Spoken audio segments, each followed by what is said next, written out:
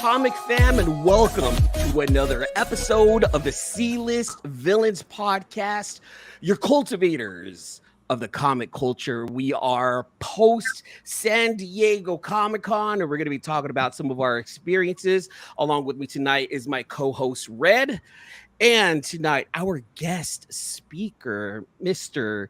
Gene Miguel, CEO of Shortboxed, and you guys better be using that app right there to be selling your comics. What's going on, fellas? How's everything? Man, I'm still recovering from San Diego. I don't know about you guys. Yeah, not even gonna lie. At work today, I was like, all right, I'm gonna stay up. I can do this. I do tech support at work. I'm like, all right, there's something wrong with your computer. No, I can't log in. Wait, hold on. I know there's something going on. I know, everything hurts. Everything hurts. Everything hurts. That hits hard. There are photos of talking to man's hurt. Oh my God. There are photos of me just out. I'm just laying on a chair. I'm done. I believe it. I want to fix your shirt. I see partial nipple. Maybe I want that to happen. Maybe that's part of the plan here, there man. That's Villains After Dark. Damn it. Look, it's Skinemax here. It's sex sells here on this show. Man, Red, dude, a big, huge thanks to Red who helped out. Helped get me to my very first San Diego Comic-Con. I really want to praise Red for all the work that he put into to get me there, man. Thank you so much. That's no easy ticket. No. I didn't realize this was your very first San Diego ever. I wish I knew that when I saw you at the show. That's a big deal. Yes, it was a big deal. You should have seen, the moment I walked in, Gene, I was just like, I walked through the first set of doors. I'm like, there's so many people in this first hallway and so many cosplayers, but I'm like, I want to get on the floor. I need to get on that on that dance floor and take a look and see what. I walked right in, and you see Hasbro, you see Image, nerd heaven. It was just everything in one place, and I can't explain to people how big this convention center is. 6 football fields. Jeez, dude. Yeah. I've been to convention centers. Yeah. It's serious. It is. It's hard. Serious. And if you haven't been, it's hard to visualize sort of in your mind's eye just how big it is. I'm actually I'm jealous that you had your very first San Diego Comic-Con experience, because obviously you can only have that experience once. Yes, exactly. So what a great pop this cherry. There you go. This guy helped pop my cherry. Man, I cried. I'm not even gonna lie. I walked in and I was just like, I'm here. But I went. See, this is where I went wrong, though. Now, I shouldn't say it was where I went wrong, but anyone who's never been to San Diego Comic-Con, here's one tip from a newbie: do not let day one be Saturday. For the love of God, just skip Saturday. I actually tell a lot of people, just if there's one day you just take a break, make it Saturday, because that is the busiest day of the con. At least spend it outside of the convention. Yeah, the offsite events, activations, stuff like that. Which all of that is fun. The outside stuff was super dope. I got us on the I'm like, let's get we RSVP'd for the IMDb, but look, I'm a part of this, right? Apparently everybody else RSVP'd for that, and it was kind of like we got to the boat and they're like, yeah, no one's getting in. It was like 2:00 in the afternoon. We're like, well, wait a minute, what's going on? They go, yeah, you see that line over there? And it went in and out. I'm like, oh my God, Saturday. I don't want to say it's the worst day. Definitely, it's the worst day. Okay, I don't want to say it's the worst. I mean, it's great for business, but as far as an attendee, Saturday's the worst. Right? Yeah, it is. And then, go ahead. I was gonna say there's sort of two schools of thought when it comes to doing San Diego Comic-Con, right? You have some people that just say it's too overwhelming. There's too much stuff to do. I'm just gonna go and just kind of absorb it and wing it and let the con come to me. There's so many sort of serendipitous moments that pop up, and you kind of just let it happen. And then you have the other half of people they've got the spreadsheet, they've got the minute-by-minute breakdown, they've got all their RSVP confirmations in their inbox that have everything planned down to the minute. Before we, via Shortbox, were setting up at the show when my co-founder Beej and I, we had been attending San Diego Comic Con for years, and before that, I had been already attending even years longer before that. And I'm definitely in the latter half. I would have my Google spreadsheet literally planned down to the minute, exactly where I'm gonna eat, when I'm gonna take my breaks, what lines I need to get in, what time I need to get into those lines. I had it down. That's a little bit of my admittedly, that's a bit of my type A personality. I had that thing just dialed. You have to. You absolutely have. See, I've been to cons. We've been to cons here. Red and I have been to cons. I've been to cons here in the Bay. I'm here thinking like the Bay Area's got some really big cons, like San Francisco Fan Expo, Silicon. Like these are big. No, No. 6 football fields. Literally, the section started with 100 and ended at 8,000. And yes, it is that big.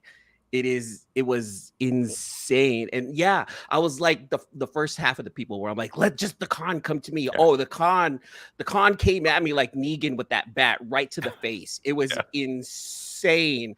Red saw like I couldn't concentrate. I was so overwhelmed. I'm like, there's so many things I need to do. It was our other group of friends that did. I wasn't there for your depository officially. I just, I heard it from the other set of friends. Yeah, with Vic and with Mike. Yeah, I'm telling you, man, I cried when I walked in just because I was so happy. It was insane. I definitely get it. I like how someone in the comments said, "Oh, good, I'm not the only person who cried at a con." I think everyone has probably had an experience like that at least once. If not, you should. It's a good experience. You have to. Speaking about the chat, man, let's go ahead and say what's up to the chat because they're in here hanging out. Sycotron, hello. Yes, we're here, brother. Sycotron, thanks so much. Look, he's excited. Excited. No, excited. There it is. Collecting it with Durs, my boy Durs right there. Hello, my beautiful homies in the house. Miss So, evening, homies. Evening, Miss So. I'm glad to see you out hanging out with us again, Miss So. I love it. Brother John's in the house. What's good, brothers and sisters? I love it. And this right here, this is the guy that helped pop my cherry right there. Is our boy Evil Fett Cosplay in the house, hanging out with us right here. He helped me out. Big shout out to Evil Mike or Evil Fett, man. He was there to make sure it helped take care of me, to make sure that I had a good time. And this guy was fantastic. If you guys aren't following him on Instagram, please do. He's got some amazing cosplays right there. Our boy CJ Comic Journey. Good evening, gentlemen and gentlewomen and gender neutrals. I love it. Yeah, that's hard to say. Real rude. Oh man, if you guys follow this guy right here, the boar guy right here had this massive sunburn on him, man. I hope you're feeling much better there, Rude. Battle scar. It was insane. House of Nerd. Hey, Sergio, what's going on, brother? Thank you so much for showing up. I really appreciate it. And John Stout, what's up, y'all? I love it. Look, Comic Journeys. I cry at the cons when I get a good wife of the nerd stay. Like this guy, right? He cries at cons. I like it. Saturday is for sexy time, not for Comic Cons. All right, right here, Sycotron. Oh, good. I'm not the only person who cries at a con. Yeah, brother, man. I totally was just like overwhelmed with happiness. I was like Kevin Smith, just crying at every single movie. I would love to hear from Red. Have you ever cried at a con? Have I cried at a convention? Yeah. Oh, sorry to put you on the spot. I would love to hear. I think my very first Comic Con, same experience where when I walk in through the doors and like all of a sudden it's just gates of heaven just opened up and like, oh wow, there's a bunch of naked ladies just waiting for me. Well, yeah, I belong here. Gene, so when was your first San Diego Comic Con? Do you remember it? Oh man, it was a long time. It was in the early aughts. I had been going for many years. I have family down in San Diego, and back then, you were able to just walk up and just buy a day pass. And on Sunday, when the con was over, you're able just to walk up to the window and then buy your pass for the next year. It was kind of crazy. And then, I think when around the Twilight phase, when that was happening, is when all the big Hollywood studios started showing up. Then it got harder and harder and harder and bigger and bigger and bigger. And so we're talking about Comic-Con right now, that is. And then it just got crazier from then. Yeah, look, Evil Fett, 21 years ago is his. What about you, Red? I know you've been going for years with AJ. Do you remember your first San Diego Comic-Con? Shoot, I got got lucky and got a 4-day right away on my first go at it, and most of that time I spent just digging around the dollar boxes at the convention. I didn't really get to enjoy the ambiance enough because I was on the clock with AJ as far as like, well, we have to go here for exclusives. We have to go there for the exclusive. Oh, we There's got a to catch spreadsheet. panel. You know, and then the only time I got to take a break was when I found the anime room before it was in the hotel. Yeah, in the Yes. motel. Before that, it was upstairs. It was Ah. upstairs, and so that's the only time I got to really rest and like catch a shut eye because the whole time you were walking the floor, you were walking miles and miles a day just to get to exclusive to artist to artist, and then it was just work to get a payout for for the day or for the weekend. It's Work. That's so funny. I thought I was the only one who used the anime room as my nap room because all the lights are off and they're just playing movies. Yes, And it was offsite. At least when I went, it was in the Marriott Marquis next door, Shut up, and they Red. would have multiple conference rooms just streaming anime, and it's just pitch black. No one is in there, and I would just go and I would just take a nap. it's the best. It's got the AC on. Yeah. You got barely anybody in there with you except the guy playing the DVDs, and then no one's gonna bother you. Yeah, that was like Red's got a picture of me. Corner. That's how Red has a picture of me. I'm just like, right. It was such a terrible angle. Look, I know I'm a little chunky, but it was just a terrible angle. Just my chubbiness is hanging out. I'm hanging out on the chair and I'm passed out. Glory. Oh my God, it was so horrible. But yes, the anime room was a perfect nap room. Yeah. Not saying that anime is terrible, and to all the anime fans. Oh, I out love there, don't anime. get us wrong. I love anime. Gene loves anime, but it was just a good way to just sit down and just catch your breath. Yeah. Man. I'm showing here. CJ Comic Journey is asking, have any of you gone to New York Comic Con? I haven't. Any of you? Yeah. I have a few times. Not yet. Not yet. How is there a major difference? Without trying to start a East Coast, West Coast battle, it's nothing compared to San Diego. By itself, New York Comic Con is a huge con. It's awesome. It's right in Manhattan. It's such a cool con. It's massive, tons and tons of people, and it would be the mother of all cons if it weren't for San Diego. That is, so they're definitely different, and San Diego is still the mother of all cons.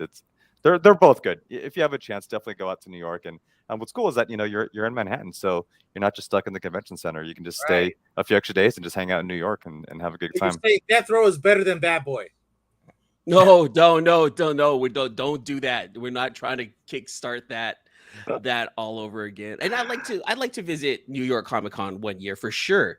To my understanding, it's not as extravagant as San Diego. They're not going to have all of the Marvel DC movie events. And we're going to get into that right there because I can totally tell the difference between what I've heard about Comic-Con and my first experience, because this was really comic centric. It really was, because you had all of the artists in one area. You had all of the comic vendors just on the other side of the toys, but I felt like there was way more comic books and comic related items there than toys and Funko and Pops and video games.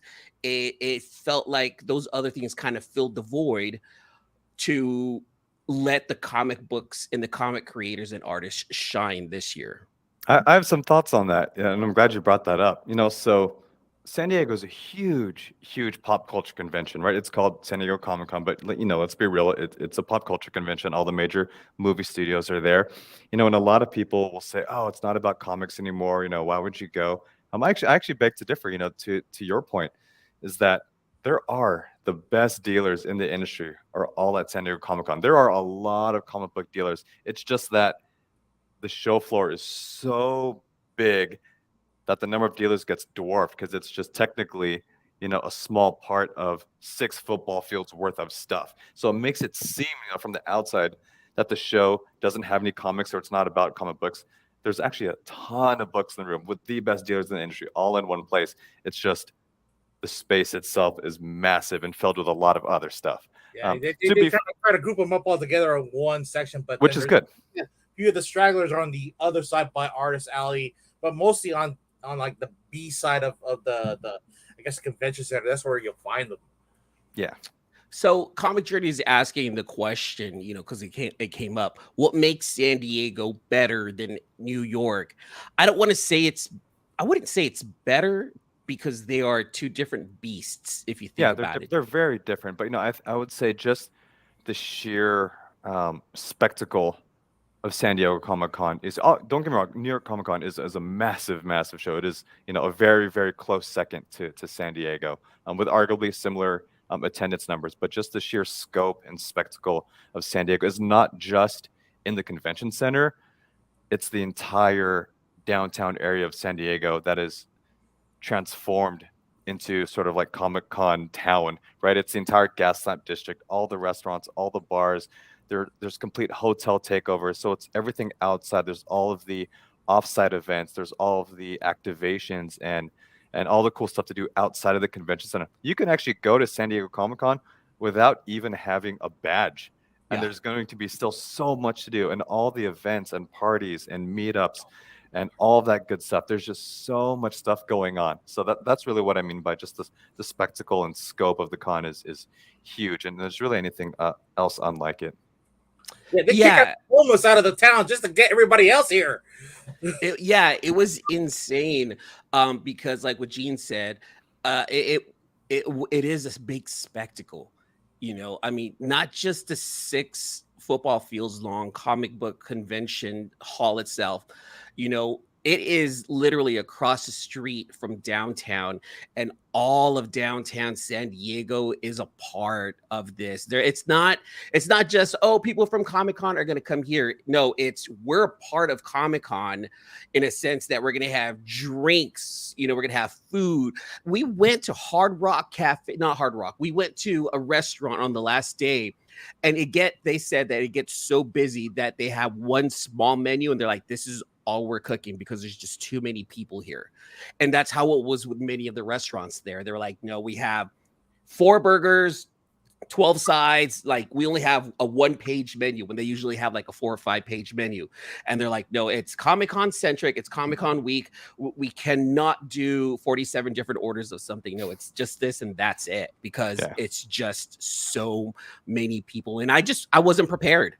I wasn't. You can tell yourself, I'm going to Comic-Con. You can tell yourself, I'm going to do this. Oh, man, it's going to be a good time. I want to get this sign. I want to get that sign. I'm going to meet so-and-so. No, you're not. You're not going to hit everything. You're just not. No. That's how I'm too. I mean, so on a personal note, I collect art. I like meeting artists. I love getting commissions and, picking up like original art and all that good stuff and doing all that. And whenever we go to cons, I make sure to get, a couple of them. And at San Diego, I don't even bother.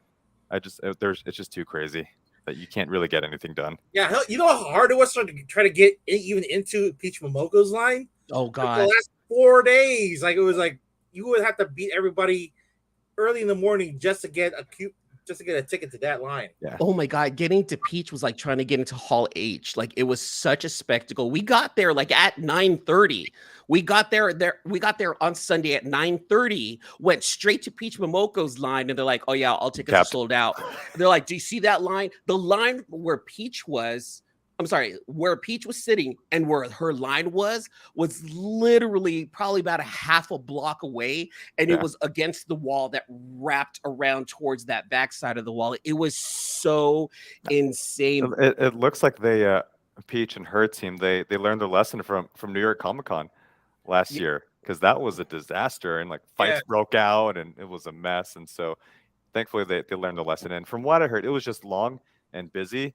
But relatively under control, so which is good. I mean, we had a superpower friend that gave us a hand with the power of the ADA badge, trying to get to the front of the line, and all of a sudden you still won't be able to get to certain things, even for signings, even to get into the Funko line. The ADA badge sometimes just can't get you there. Yeah, the ADA badge, if you go there with someone who has that ADA access, as long as it's available, they'll be able to do it. Like, the ADA badge worked once for me. There was a line at the Square Enix set where they had all the Final Fantasy stuff. And I was like, oh my God, like, this is so dope. I was able to get a picture in front of one of the dragons, Ifrit, for anyone who knows Final Fantasy. And instead of waiting in this long line, the ADA, badge actually helped. Like I was able to get in and I was able to take a picture in front of Ifrit. And that was the only time where I saw it work. Every other time it was, if there was no tickets available, it's a wrap. I don't care if you have ADA, you're not getting in. Is San Diego Comic-Con split level like New York Comic-Con? Now I do know that there was 2 levels to San Diego, but is it on the Not same really. level? Not really. I mean, at least the show floor is just sprawling, Mhm. right? It just takes a lot. I mean, obviously, when you go into the panel rooms, there's multiple floors, but the main expo hall is pretty much just the one expo hall. Oh, it was the Hard Rock. That's where we went. It was Ah. Hard Rock. San Diego Comic-Con sounds like an absolute blast. Sergio, it was, man. It was. Look, I had fun. I had 48 hours in San Diego to experience as much of Comic-Con as I can, and there is no Oh, that's way. it. You weren't even there the whole time. No. Oh, wow. I got there. I landed there at 7:06 on Friday, and my plane took off at 9:45 on Sunday. 48 hours to just cram as much as I can. So you got a good taste of San Diego. Now next year you'll be more prepared and hopefully Oh you're my there for the whole God, time. yes. It definitely prepares me for next year. It was nice because we were able to get into a couple of parties. We got into the parties with the Quinto ladies. Have you ever seen that movie Lumpia with a Vengeance, that Filipino American movie? No, not yet. But that was a big, I don't want to say it's big, but they had an event in downtown. We were able to get in, and the Quinto comics ladies, they were there, and then like the producer and the actors were there, and then I was able to meet people there. So it was really cool if you're trying to network. Like I was able to network and talk to people there, and that was like the fun part of Comic-Con for me. That was one thing that I was able to enjoy the most, was I was able to meet people, shake hands with people. Like there's this guy, his name is Bobby Rubio, who is the director, writer, creator of that Pixar short called Float, the one about the autistic son, and he's floating in the air and the father's trying to protect him from everyone because they're looking at him weird. I met him and it was cool to talk to him about that. So like it's a trip. You get to see people out on the streets and be able to talk to them, and that was one of the best things for me. Is the party nightlife during San Diego Comic-Con as good as New York Comic-Con nightlife? I like that part of Comic-Con getaways. Yeah, this is an easy yes. I think there's just so much going on where every day you're kind of stuck having to pick and choose, which party and which event that you want to go to, and there's no lack of after hours events to go to. It's almost too many, to keep track of. So yeah, it's And it's fun. If you don't have an actual invite to anything, just stick to the gas lamp, and the parties are right there. And the gas lamp, you'll stumble into something. Yes. So on Saturday night, we went to the gas lamp Lumpia factory, and that's where I met some of the people there. And then after that, Red and another one, Red and Mike ended up leaving, and I was there with our boy Vic, and we were just walking the gas lamp, and there was just a crowd of humans. It was a sea of humans just walking up and down in cosplay, just having a great time doing magic tricks, whatever. It was just this whole spectacle. And then we ended up running into another friend who was like, hey, look, I'm going to this one spot. Why don't you just follow me? We're like, okay, that's cool. It's slightly outside the gas lamp. And we thought it was a club, but no, it was a sky lounge overlooking the convention center. Nice. And there were people there. We're having a good time. It was nice because we met up with our boy, John B was there. And then his friends showed up. And then the guy that I went with, some of his friends were already there. So it was cool because we ended up blending like this huge group of people in the lounge.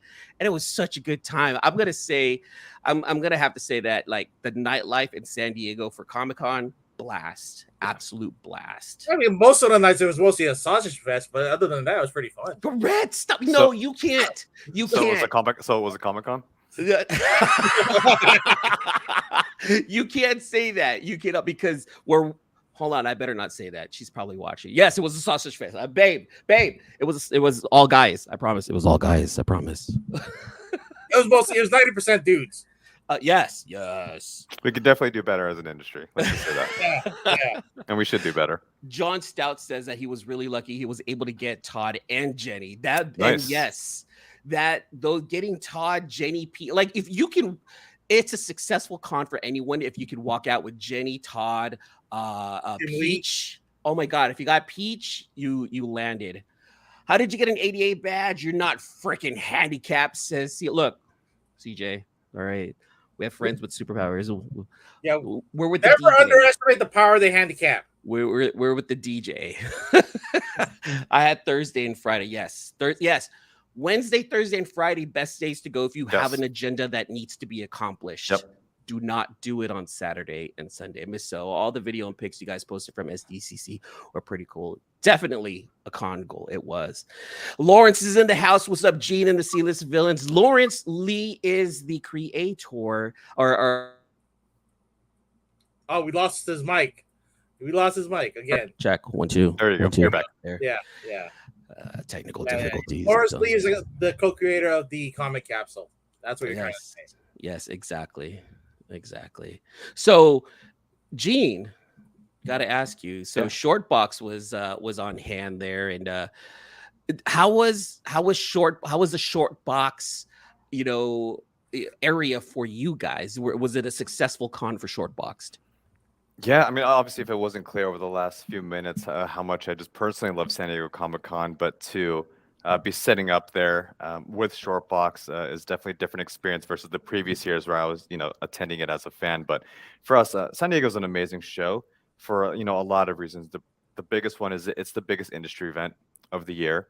So to your point, about just running into people and just getting good networking, it's the event where the whole industry is there, from publishers to content creators to comic book dealers and collectors, and everyone there is just it's just an amazing week to do the best networking of the year. And you make a lot of good movement, sort of cross-functionally across different companies and folks from the industry. So from that perspective, it was awesome.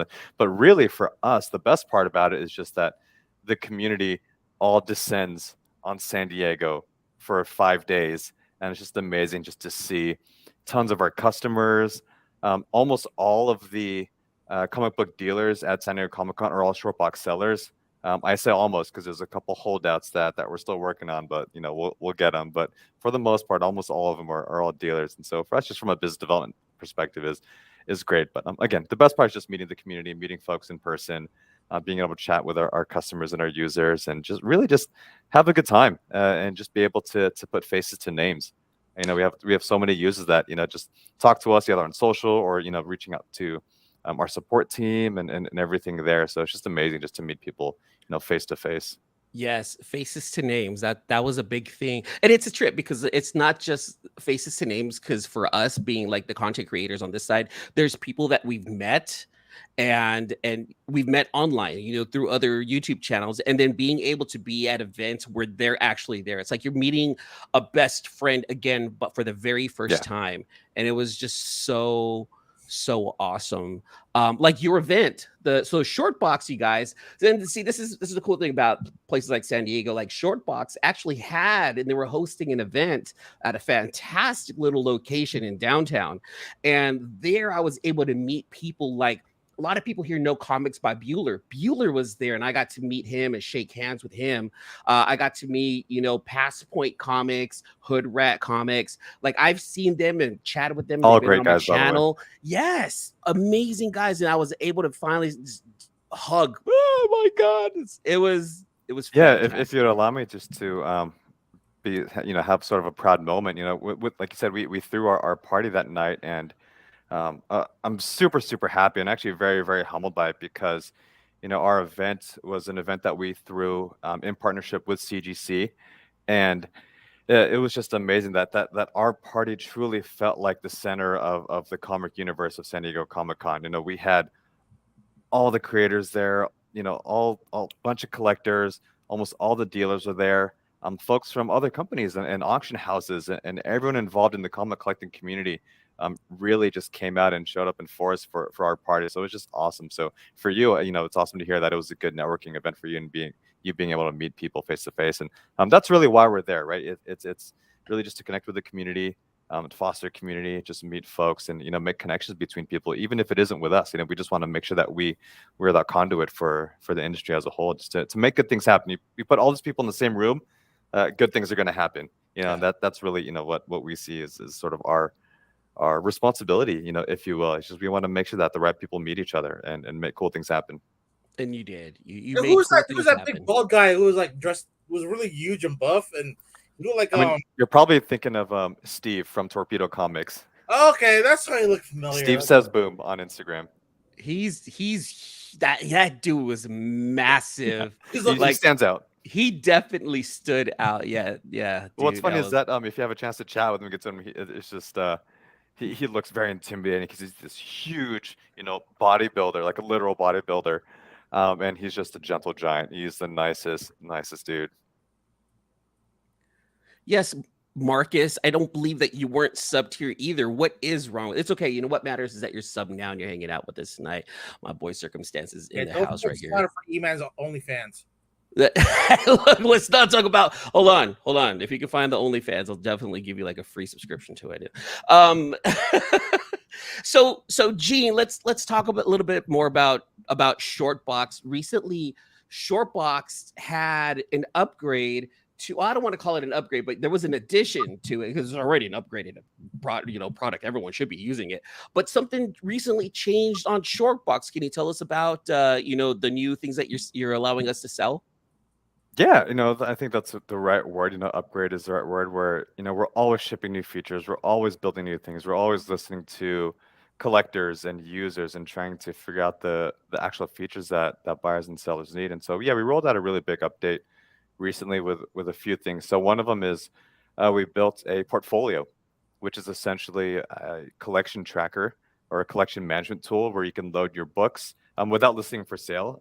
Right now, it only works with graded comic books. We're going to be adding functionality for raw books soon, but for now, it's just graded comic books. But you can load them into your collection, and we're already collecting all the fair market value data, so we're able to show you the value of your portfolio. As you add more books, you'll see it change, and it does update in real time. So it's not static. That the FMV number will change over time. So it's just an easy way for you to manage your graded comic book collection. And if you do want to sell them, then all you have to do is just tap a single button and just say, "Hey, list for sale," and suddenly you have it listed for sale on Shortboxed. So, that was one major feature that we launched. Another one was a price guide. So we launched a full-featured comic book price guide where you can look up and research any book just by typing it in. The issue like Hulk 181, and we'll show you all the historical sales and recent sales. We have all the sales from Shortboxed, sales from eBay, Heritage, and virtually every single resource out there. It's all publicly available information. And the cool thing about the price guide is it's completely free. There's no monthly subscription fee. You don't have to pay, the $7, $8, $9, $10 a month to access it. It's a completely free tool. It's already built into the app. You don't have to use, kind of like an antiquated website to access this information. It's just all at your fingertips.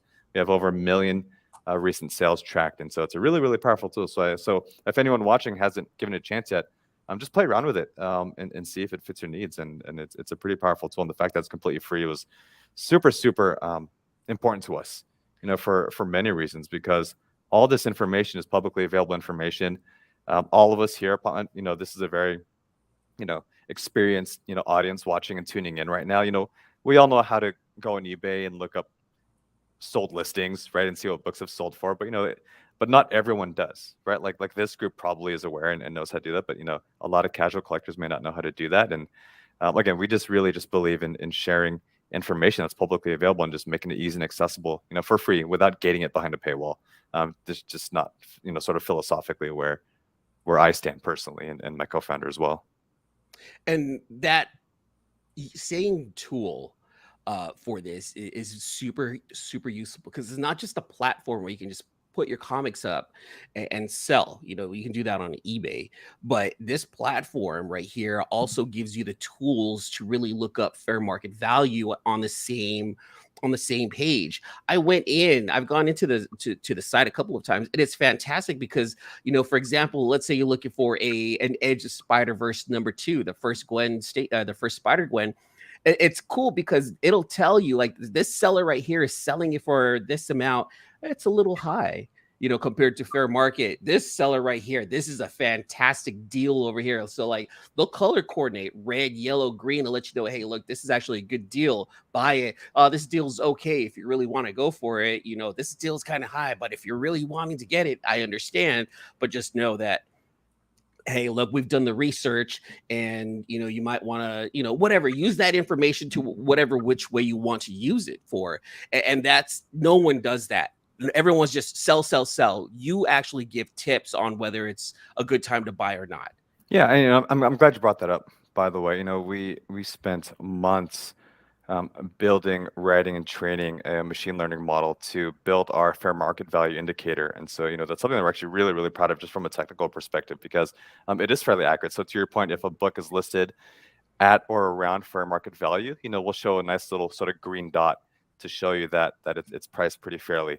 Is it a little high? Then we'll make it a yellow, but maybe it's not too high. But maybe you could submit an offer, and get it for a fair deal. And then of course, if it's a really premium price, we'll let you know, and we'll say, hey, this is with a red dot to show you that I might be a little hot, in terms of the price. But again, you might think a lot of sellers would hate that, but nobody wins, because if a seller prices a book for double fair market value, they're not going to get any offers, they're not going to get any sales, and no one's even going to bother. And so a lot of it is just making sure this information is available to everyone, to both sides, both buyers and sellers, because it allows books to get sold, and it allows people to not get ripped off as well. So again, it's just access to information and creating a level playing field. So yeah, it's a pretty powerful tool, and again, something we're super proud that we built. Once the notifications is out and whoever's been looking for that book gets that notification, it's pretty much a free for all for everybody else to grab that book before.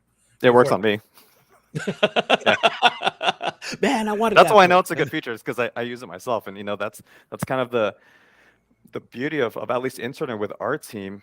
You guys might not know this, but every single person, every single employee, at Shortbox is a comic book collector. Every single one, including our entire engineering team. Everyone is a collector, and so it makes it really easy for us to build the features that we want to exist, because we're building for ourselves. We're building features that we want to exist because we're collectors ourselves. And so, it's very easy for us to understand, collectors and users, because that's us as well. So it just allows us to have fun and just, sort of play in this sandbox and build cool features that we think collectors will love. I think we can use the acronym very well here now. Anybody remember FUBU back in the 90s? For us, by us. I think that's us now. I think we can FUBU this right here, because this is a platform made by comic book collectors for comic book collectors. I love that. Does FUBU still make clothes? Maybe we could do a streetwear collab with Shortbox and FUBU. And if they're not, you can resurrect it. I get 10% of, because this is my idea. But I mean, go for it. I mean, that would be awesome right there. For us, by us.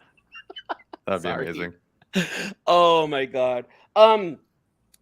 Gene, I want this just came to my head. I want to know, I want to prepare you right here. It's a little bit of a touchy subject here. Yeah. AI. Mm-hmm. All right. If it's used to replace, I'm not for it personally. Like if someone creates a comic book and they use AI to create a whole whatever, and taking all the images online, I'm not for that. But I'm all for using AI as a tool to enhance or help certain situations for whatever reason. You're stuck with a problem, use the AI to kind of help you out with it. What have you guys given any thought to using AI within Shortbox to help collect information, like what you were talking about earlier, fair market value, making sure these books are legit, things like that? Has that crossed your mind? I just thought about it right now. Yeah, no, it's a great question, and thanks for asking. Short answer is yes, absolutely. We think about it daily.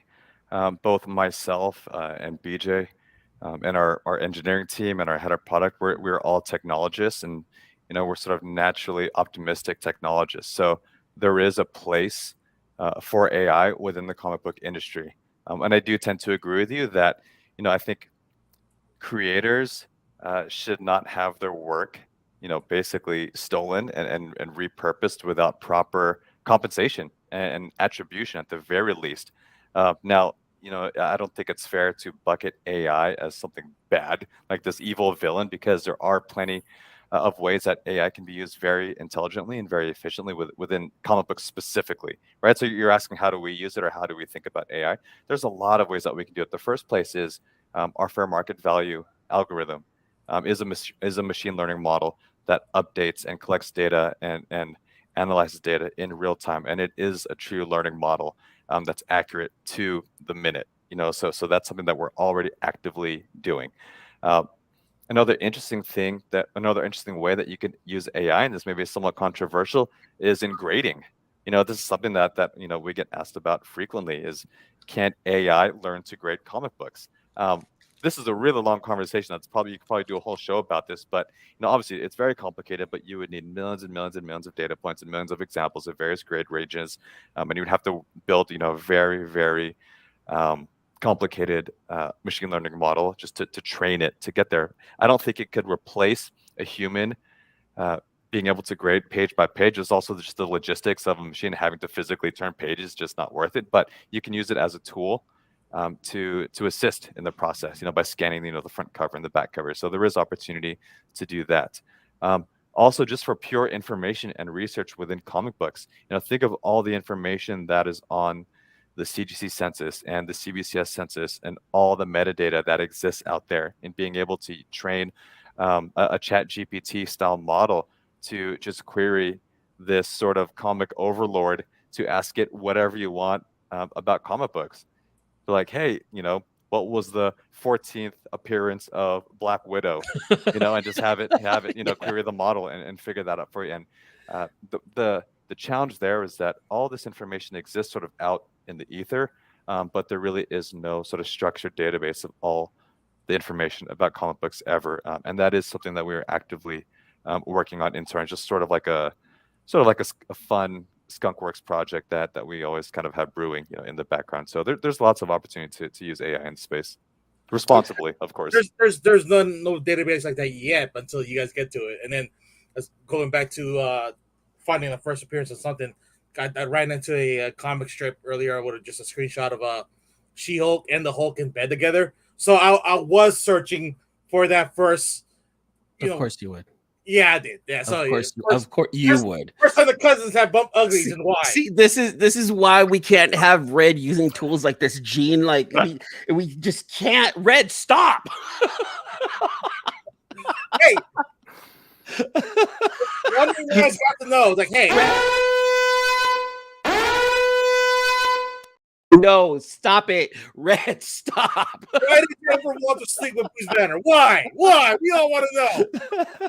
So, Gene, we got Lawrence here who's asking, do we think that we're pricing comic books a little bit too high for the young kids? Like, yes, this is an easy yes. Easy absolutely. Yes? Yeah. Go ahead. Whatever, inflation, yada yada. Who cares? Comic books are too expensive for kids to actually be able to afford them. Full-grown adults with salaries can barely afford their pull list today, because books are, some books are like $7.99 each, like the square bound ones. It's crazy. At the very least, they're $3.99, $4.99. So imagine a kid with just his weekly allowance. It's not conducive to encouraging kids to pick up collecting, or more importantly, pick up comic books to learn how to read. I tell people all the time that comic books are a gateway drug to reading, for young kids who are learning how to read. That's actually how I learned how to read, or how I learned to like reading, was through comic books. And, if you price them too high, again, they're just far too expensive. And, I'm a huge proponent of putting comic books in kids' hands.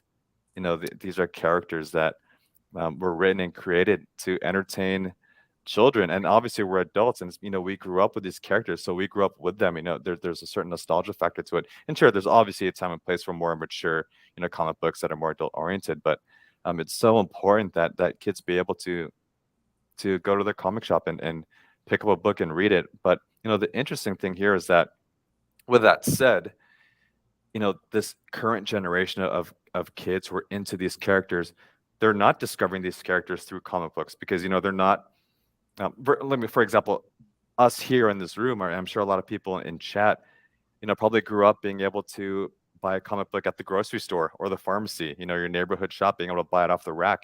That's just not the case. Yeah, exactly. That's just not the case with kids today. But they still have so much love for these characters, but it's because they're discovering them through movies, TV, cartoons, video game, fashion, and music. It's literally every other type of popular media except comic books. So, again, it's a double-edged sword, where you can say, well, maybe kids don't need to be reading comic books because they're learning about these characters through other forms of media. And you can also make the case that, hey, they're not reading comic books, and they should be. So there's always two sides to it, and we could have both. I think personally, I Yeah, think it's just as if important. they're reading through digital media through the subscription through Marvel or DC, and then they get at least they have a cheaper price point with that when they're just trying to read. When it comes down to collecting, it's definitely has gone to the adults instead of the kids. So we're definitely, I think, as adults, I think we're at fault for that, for making this shit inflate in pricing, because Yeah, we as adults have that money and they don't. yeah. I would also say, I would say go to your local comic shop, and I would actually ask them, what types of books sell the most or the easiest, and I would bet a lot of them will say the stuff from the kid friendly section. I've chatted personally with a lot of comic book shop owners, and it's the kids section that's literally keeping the lights on. That's something that they can rely on, and yet it makes up a tiny corner of the shop, and they say that's what keeps the lights on every month. Publishers and shops and distribution, everything should be geared towards getting these books in kids' hands. When new superhero themed movies are coming out, why isn't there a publisher sponsored or a local comic book shop sponsored comic book stand in the theater lobby, to promote these books like to the kids? Like, Oh, why don't they get them in front of them if that's where they're learning about them from? There's so many things that we should be doing that we could have been doing. When I say we, I mean the industry as a whole, Yeah, over the past 10-15 years, and I think there's just a massive missed opportunity there. you that's should actually say free brilliant right comic book there. day should be every day. Yeah, Yeah, in one way or another. In one way yeah, or another, definitely. yeah, Yeah, because my pull list, like when I was going in weekly, I was spending anywhere from $60 to $80 a week on all the comics that I yeah. was getting. And that's 10 to 16, 17 comics that I was getting. And yeah, that's excessive, but I know I can afford it. But I know my stepson, right, who's trying to get into comics, like he can't, I can't, I can't buy him $60 worth of comics every week. No way, right? But he saves his little pennies and he's like, all right, I want to learn to read comics. I want to know what's going on. And I taught him, like, look, stick with one story for now. Pick one character and stick with him, right? You're going to find out eventually, especially if it's a DC and or a Marvel comic, you're going to see that there's other heroes that branch out into their story. And if you're interested enough, yeah, let's go ahead and explore Green Lantern if they show up in the Flash, or Right. we'll look into Black Cat when she shows up in Spider-Man, something like that, and that's a good way to kind of get them going. But I did tell them, like, look, pick one to two stories, and every Here's the time. other interesting thing. Sorry to interrupt you. Is just Yeah, go that ahead. just because you made me think about it, is digital comics. I think are completely viable. However controversial that may seem, I think there is a place for digital comics as well, especially just in terms of access to a virtually limitless library of books. When a brand new comic book off the rack is $4.99, kids don't have jobs, they can't afford that. Yeah. Versus a monthly subscription to DC or Marvel, sort of unlimited, is what, I don't know, $10 a month, something like that, $70 for the year, and then you have access to All of almost this stuff, yeah, almost pretty all much of a it. limitless Yeah. library of books, and so that's another sort of viable option there. Except again, you need a $500 iPad to absorb the Yeah. content. Well, So there's always Well, the boxes. they can always use their school Chromebook too. I mean, there you go. you can definitely try that. And that's actually a very good way to look at it right there, because, I know I don't have an extensive knowledge of comics going back with DC and Marvel. But yeah, these online, subscriptions, digital, if you're in it to read back issues without spending the money on all the trades, okay, I get that. I'm all for still getting brand new comics. I'm all for getting physical copies. But if I want to read a story about, like I hear, for example, Death in the Family in DC, right? When one of the Robins died, it's hard to get that at a reasonable price. And I don't want to get the trade. If I do the subscription to this digital service, at least I can go back and read it to get the knowledge and pick up the knowledge. And that's, goes the same for the kids. If the Mhm. kids are like, I want to read a little bit more about Spider-Man, well, don't jump on the current Spider-Man run because I hear they're not that good. But at least with the digital service, I can bring my stepson back and say, "Hey, look, read the Dan Slott Spider-Mans, or read, let me introduce you to when the first, Venom first came out, things like that. At least Yeah. he knows, and I think that's the benefit to these subscription services. And with that said, I do still have a weekly pull list and I read digital. And for me personally, a lot of it is just making sure that I'm still supporting local comic shops. That's really just also just as important because without them, then we've got nothing. Yeah, exactly right. Are we hinting at having this kind of feature within the Shortbox app as well? Since since the app itself is in dealing with encapsulated comics, why not offer a digital copy while you're placing that comic into Shortbox?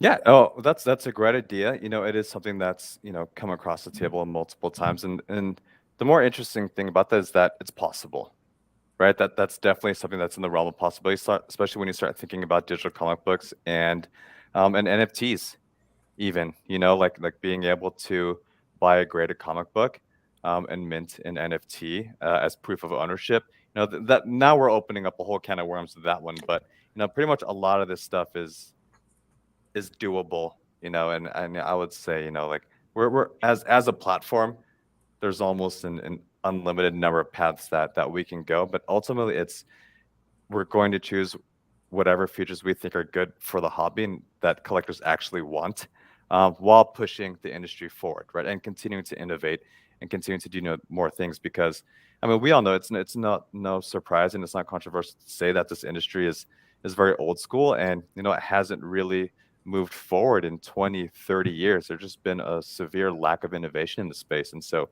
for us, again, myself, my co-founder BJ, just being technologists ourselves, we were really frustrated at the lack of pace of innovation in the space. And we really just decided that we needed to enter the space ourselves and do something about it, just because we have such a love, for this hobby and for this industry and just for this medium. And so, really it's doing whatever we can to just sort of usher things forward. And whether that's going digitally, using AI, X, Y, or Z, or whatever it is, we'll make sure that we continue to sort of push the envelope, and at the same time doing it respectfully and in a way that actually ushers the industry forward. Are we gonna see? We got a question. We're going back here. Are we gonna see Shortbox at New York Comic Con this year? I wish. We're actually skipping it this year. Okay. Yeah, we did it. We did it last year. Although I think myself and a couple other folks will likely just be traveling out and attending.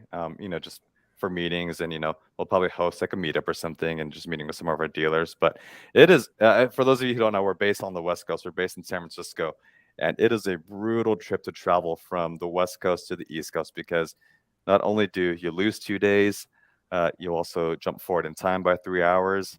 And the opportunity cost of us attending a show like New York Comic Con is high, because we have to pull off a few folks from the team for essentially a week and a half.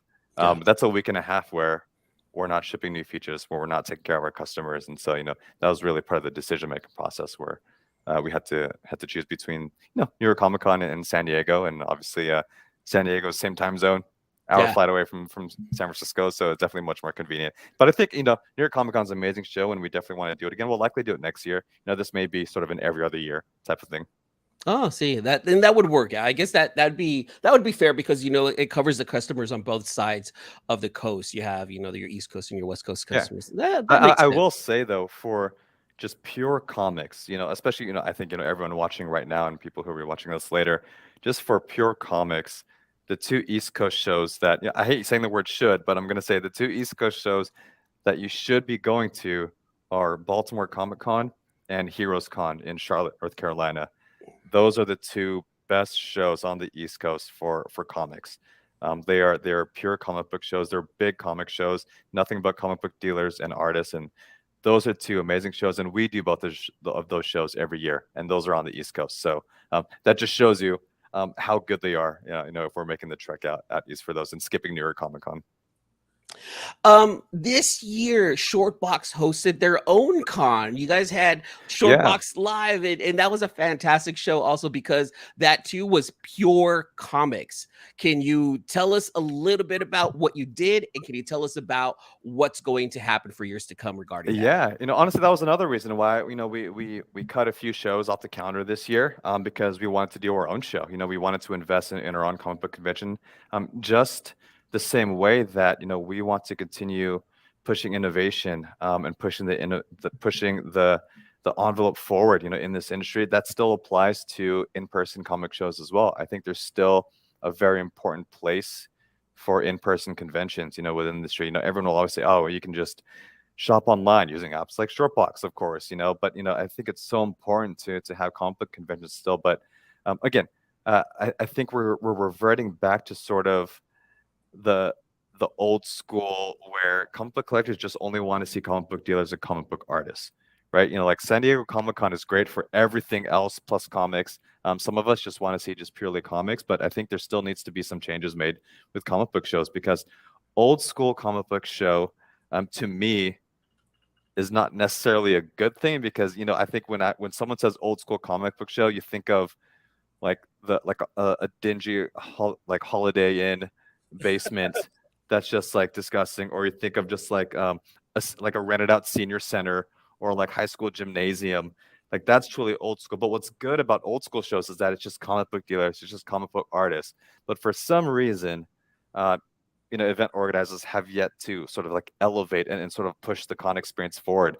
And what's interesting here is that, when a lot of people go to these big cons, it costs a lot of money to travel to shows, your hotel, your flight, setting up and all that good stuff. We all know how to find books. There's so many places to buy books, sort of online, on eBay, on Shortbox, on other platforms as well. And, I would say that going to a comic book convention purely for commerce, purely for shopping and buying and trading comic books, is not sort of like the future of the comic book convention, because everyone knows where to find books. Almost every single dealer that sets up a con, hey, they also list their books on Shortbox and eBay and other platforms as well. You don't have to go to a con to buy comics. Sure, there's a time it's nice to be able to see a book and inspect it in person and get that instant gratification.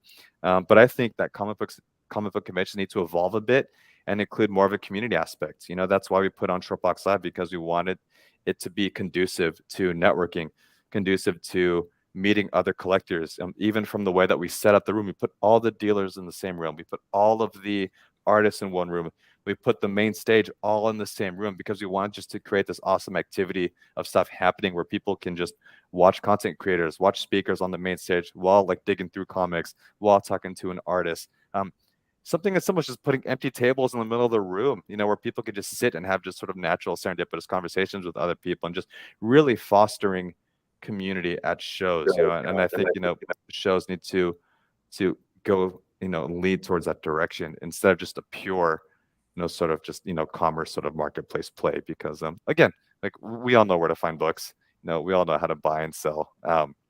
Like the best part of going to a con is meeting people in person, meeting folks that you're friends with on YouTube and on Instagram and in Facebook groups and all that good stuff. And so I think conventions need to level up a little bit and invest a little bit more into helping facilitate those in-person conversations. Are you going to have 2 Shortbox lives in the year, or are you looking at maybe having one for NorCal, one for SoCal? Yeah, no. So right now, well, we just did our first one. We're definitely doing it again next year. So we're going to do another show in May in Santa Clara again next year. And we're getting so much support to do an East Coast version of the show. So maybe it's an East Coast version and a West Coast version. We had a lot of folks come up from SoCal for the show, which is awesome to see. A lot of people flew up for the weekend, and so anyone watching, if they're looking for a con to go to, we specifically put it in May because it's after WonderCon, which is down in Southern California, and before Heroes Con, which is in June. And so there's just sort of nice gap in the middle, right when summer's kicking off. So it's a good place to be. It's right after, there's no football going on. Exactly. There's, and you know what? You know what though? This is kind of smart, because like at the Santa Clara Convention Center, it's almost right across the street from an amusement park called Great America. Yeah. For those who don't know, and that's a good way to bring in some of that crowd. Like, hey, there's a convention going on in that direction. Right. Let's go ahead and bring those people in right there. So is it official that we're doing another one in May? Yeah, it will be. The date, the ink hasn't dried yet, but yeah, we will be doing another one next year. So nice. As soon as we have that all locked down, we'll be announcing it. And Red, don't bring up, are we going to do NorCal, SoCal? They already have San Diego and WonderCon. Don't let them take another one away from us. No. This stays in the Bay. Technically, SoCal took WonderCon from Northern California. Yeah. So we don't need any more. No, Gene's from the Bay. He's gonna keep it in the Bay. That's Bay centric right there. Well, good. At least Shortbox Live can replace Silicon Valley Comic Con since they're not gonna have one this year. Oh yes, let's not speak ill No about comment. Silicon. Let's not speak ill, but they did something. They had a lot of nerds come out. It was a combination of like science and comic book nerds. I respected Silicon. Unfortunately, it didn't go through. Well, Gene, we're at that time right there. Thank you so much for joining us. I really appreciate you coming by and talking San Diego Comic-Con, the future of Shortbox, and what we can expect from everyone, from everyone in the team. Do us a favor, let us know how people can find you on the social medias and Shortboxed. Yeah, thanks, guys. This is awesome. I love chatting with you guys. So thanks for having me back on the show. Like we're pretty easy to find online. You can just follow us on Instagram. It's just Shortbox across all social media. Obviously, you can download the app for free on iOS and Android. One thing I forgot to mention also is that we recently added the ability to sell raw books on the platform as well. So now Shortbox is a platform for both graded and raw comics, and so you can get your whole fix there. And again, I'm easy to reach. I love chatting and connecting with people from the community. If anyone wants to reach out and have a chat or ask me any questions, you're welcome to email me. My email is just Gene, Gene, @shortbox.com. So if anyone's out there, feel free to connect and shoot me a note. Happy to chat. Love it. Thank you so much, Gene. Red, let everyone know how they can find you on the socials. Oh yeah, I'm here most of the time. Every Tuesday with this guy and two of the other friends. You'll find me at the next convention and aisle 6 at Walmart looking at toys. And go ahead and plug that OnlyFans that you had. Oh yeah, Red Sucks Toes at OnlyFans. God, I should not have let him do that. Don't set me up for me to slam it down, buddy. That was my fault. I should not have done that. And of course, you can find me here every Tuesday at 8 p.m. Pacific time with Red, AJ, and Luke, our guest, talking, comic book community and pop culture and whatnot here on the C-List of Villains podcast. Also, find me on my socials, eMan's World of Geek on Instagram, YouTube, and TikTok, where I post nonsense and fun stuff too about like what I've done over the weekend. So make sure you follow all of us on the social medias. Red, I love you, bro. Good job, Gene. Once again, thank you so much for joining us this awesome evening. And I hope to see you again in a future con, my friend. Thanks to everyone in the chat. Or just run into him in the Bay. What was that? At least run into Gene in the Bay. That's right. At least I could run into Gene in the Bay. And before I let everyone go, please make sure to like, subscribe this, hit that like button. It helps us out with the YouTube algorithm. It helps us grow and gets this podcast out in front of everyone else's eyes who likes comic books and podcasts, you guys. All right. That's it for tonight. Until the next issue. Talk to you guys later. Peace. Thanks again for listening to another episode of the C-List Villains podcast, your cultivators of the comic culture. Make sure you follow us on Facebook and email us at clistvillains@gmail.com. You can also leave us a voicemail or text us at 209-975-7597. Be sure to join Luke Week's Facebook group, Rare Keys and First Appearance Comics. And you can follow us on our 2 Instagram accounts, C-List Villains